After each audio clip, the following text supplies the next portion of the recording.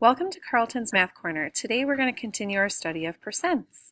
Our target today is I can write a decimal as a percent. The last video you watched, you changed a percent to a decimal.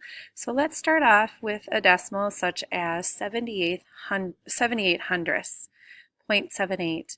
Well, as you recall, a percent is per 100. So what this is saying is that there are 78ths per every 100. And so another way to write it is 0.78, which is 78 hundredths, per times 100.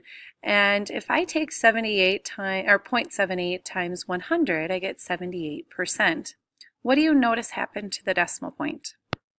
Yeah, if you notice, the decimal point moved 2 places to the right. So whenever we multiply by 100, we are taking this decimal point and we're moving it 1 place, 2 places over to the right to get our percent. So let's try 3 different problems.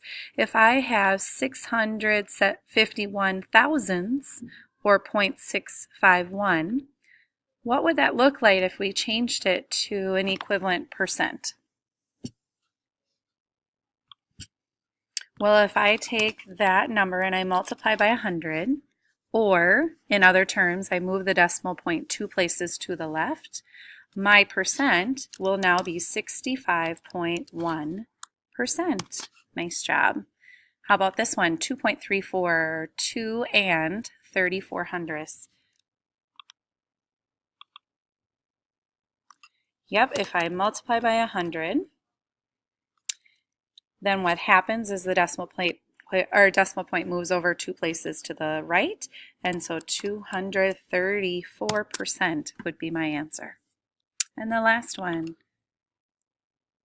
0.00087. Well, if I multiply it by 100, those zeros actually do count because they are providing a place value. And so those zeros, if we move the decimal point 2 to the right, look what happens. The decimal point now is at the 0.087. So we can write the 2 zeros in front, or we can take them off because they really do not change the value of our decimal. For tomorrow, will you try these 4 problems and change these decimals to percents? Thank you for joining me at Carlton's Math Corner, and I look forward to meeting with you again.